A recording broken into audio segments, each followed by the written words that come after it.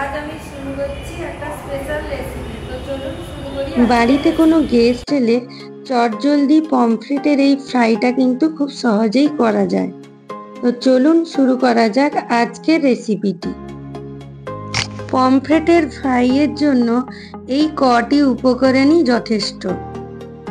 আমি এখানে একটি মাঝারি সাইজের পমফ্রেট মাছ নিয়েছি, তার দুপাশে পাখনা কেটে নিয়েছি। এইভাবে ভালো করে পরিষ্কার করে নেওয়ার পরে মাছটার গায়ে আমি কাটা কাটা মতো করে দিলাম, যাতে মাছের মধ্যে মশলাটা ভালো করে ঢোকে। এইভাবে মাছের দুপাশে গায়ে ছুরি দিয়ে কেটে কেটে নেব। এরপর মাছের মধ্যে পরিমাণ মতো নুন, লেবুর রস ও হলুদ গুঁড়ো দিয়ে ভালো করে দুপাশটা মাখিয়ে নেব। এবার আলাদা একটি পাত্রে আমি ধনেপাতা, পুদিনা পাতা, কাঁচা লঙ্কা ও অল্প একটু নুন নিয়ে তার পেস্ট বানাবো। আর ওর মধ্যে দেব কয়েক কুচি আদা ও রসুন ও লেবুর রস।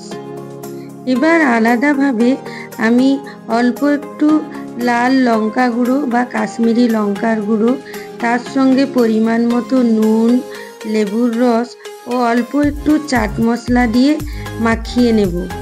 ওই মিশ্রণটাকে আমি মাছের গায়ে ভালো করে লাগিয়ে নেব, এতে টেস্টটা খুব ভালো হয়। এইভাবে আমি 15 থেকে 20 মিনিট রেখে দেব।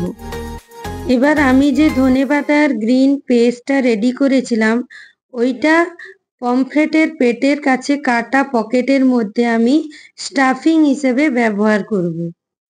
এবার আঙ্গুলের সাহায্যে আমি ওই পেস্টটাকে ভেতরে ভালো করে ঢুকিয়ে দেব। এরপর হাত দিয়ে আমি মাছটাকে ভালো মতো চেপে চেপে দেব। ডান হাত দিয়ে মশলা মাখানোর পরে বাম হাত দিয়ে আমি সুজিগুলোকে মাছকে কোটিং করে নেব। এইভাবে আমি মাছের দুপাশ সুজি দিয়ে কোটিং করে রেডি করব।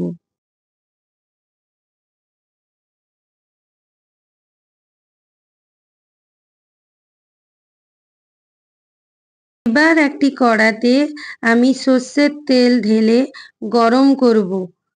এখানে কিন্তু আপনারা সাদা তেলও দিতে পারেন, তবে মাছে সর্ষের তেলটা বেশি ভালো লাগে। এবার পমফ্রেট মাছগুলোকে আমি তেলে ছেড়ে মিডিয়াম ফ্লেমে ভেজে নেব। দুপাশটা গোল্ডেন ব্রাউন কালার হয়ে গেলে আলাদা একটি সার্ভিং প্লেটে আমি নামিয়ে নেব। রেডি আমার সুজি বা রাভা স্টাফিং পমফ্রেট। কাসুন্দি বা স্যালাডের সঙ্গে পরিবেশন করুন, খুব ভালো লাগবে।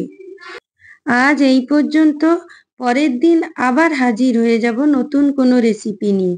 ধন্যবাদ। লাইক, শেয়ার আর সাবস্ক্রাইব করুন আর ফেসবুক পেজটাকে ফলো করুন।